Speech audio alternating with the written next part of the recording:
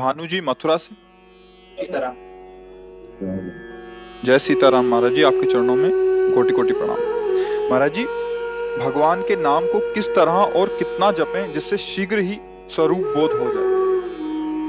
प्यास ऐसी हो जैसे कई दिनों से किसी को पानी ना पिलाया जाए और फिर रबड़ी रखी जाए उसके सामने, फिर उसके सामने 56 भोग रखे जाए, वो क्या करेगा? नहीं पिएगा। उसकी चाह होगी कि केवल पानी पिला दो।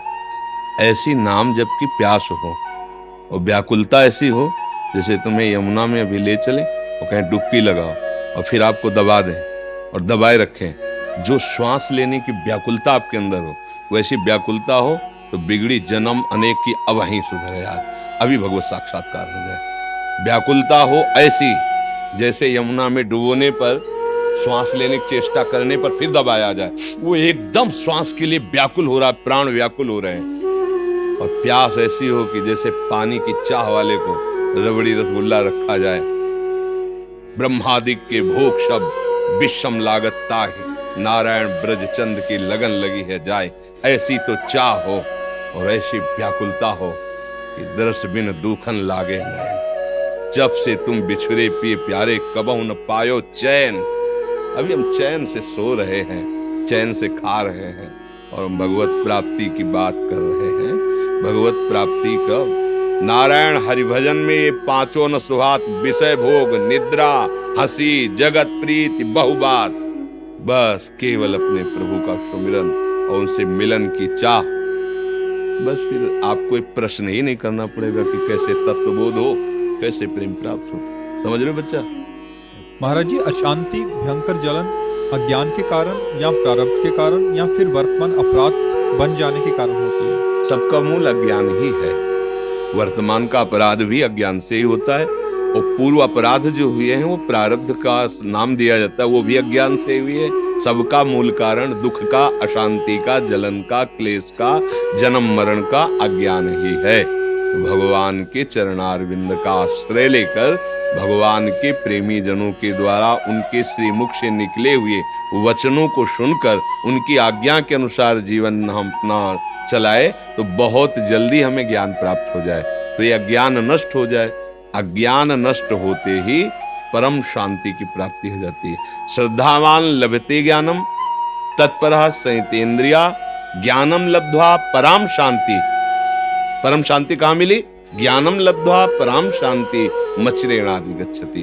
भगवत प्रेमी महात्मा और शास्त्र, इनके जो वचन है उनके अनुसार जब हम जीवन यापन करते हैं, उनके अनुसार चलते हैं तो हमारा ज्ञान नष्ट हो जाता है।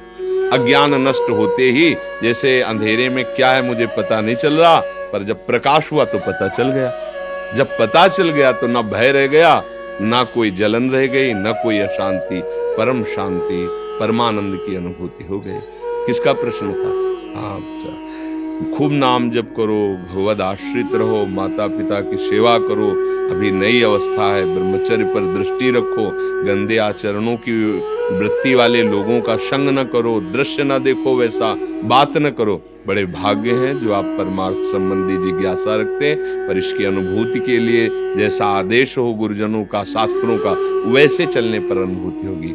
प्रश्न करना उतना लाभदायक नहीं होगा जितना आचरण में उतारना लाभदायक होगा। जैसे मानो आप प्रश्न तो पढ़ के भी कर सकते हो ना, किसी भी उद्देश्य से कर सकते हो। आप प्रश्न, शास्त्र अगर पढ़े लिखे हो तो शास्त्र पढ़ लो, आप उसका प्रश्न कर दो तो आपकी बड़ाई भी हो सकती है कि बहुत सुंदर आपने प्रश्न किया। पर वो आपको लाभ तभी मिलेगा जब आप अनुभूति में लाएं। प्रश्न करना और उत्तर दे देना ये दोनों बाहरी विषय है, अनुभव करना ये शांति का विषय है। प्रवचन करने से और प्रवचन सुनने से परमात्म तत्व की प्राप्ति तो नहीं हो जाती ना, उसकी बातें हम समझ जाते हैं। ऐसा करना चाहिए, ऐसा पर अनुभूति तभी होगी जब वैसा आप चलोगे, वैसा आप करोगे। नहीं तो फिर जैसे वेद उपनिषद में लिखा है, नायमात्मा प्रवचनेन न लभ्या न मेधया न बहुना श्रुतेन। बहुत प्रवचन करने वाले को भी ये नहीं होता जो परमानंद की, बहुत सुनने वाले को भी नहीं होता, बहुत बुद्धिमान को भी नहीं होता। होता किसको है?